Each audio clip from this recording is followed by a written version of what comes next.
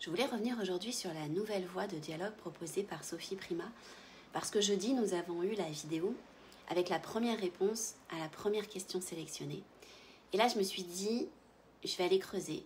Et il faut que j'ajoute encore des éléments de décryptage.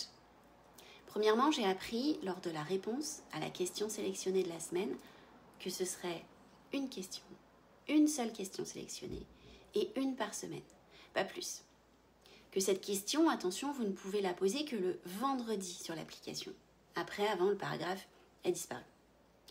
Et en plus, il y a une thématique imposée. Je suis donc allée sur l'application hier pour observer comment poser cette question.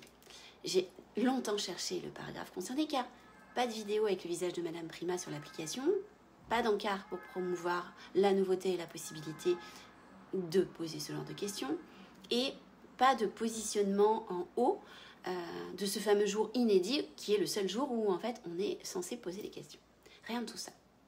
Juste un tout petit encart, je vous invite à aller consulter l'application, en dessous du sondage du jour qui en plus est décrit. Donc il faut chercher longtemps pour accéder à ce questionnaire, mini-questionnaire, et en plus avec la thématique écrite en tout petit. J'y suis retournée aujourd'hui, disparu.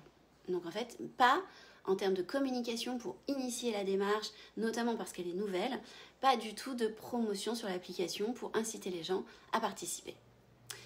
En termes de non-verbal, on a un problème d'implication, de souhait de promotion. Quelle implication je veux de la part de nos citoyens? Et puis, en termes de participation et de dialogue, eh bien, on impose une thématique. C'est-à-dire qu'on ne nous laisse même pas le choix de nous exprimer sur les vraies questions qu'on a envie de poser. Par ailleurs, c'est présenté comme une nouvelle voie de dialogue, alors que l'application avait déjà été utilisée par Olivier Véran, par Gabriel Attal. Donc, message contradictoire et surtout faussé.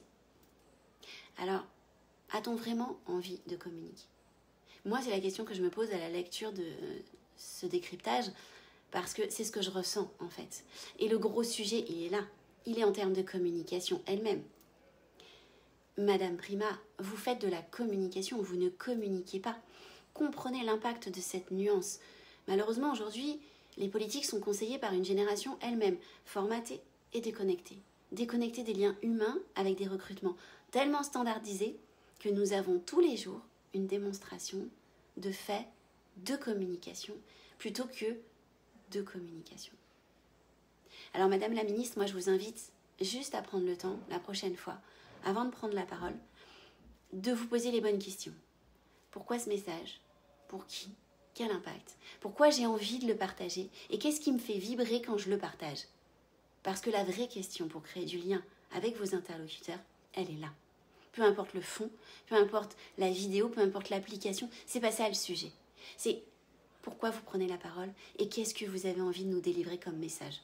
Parce qu'à partir de ce moment-là, vous pourrez créer du lien avec les citoyens, même en vidéo, même à distance. Bonne journée et j'espère que mon message sera entendu.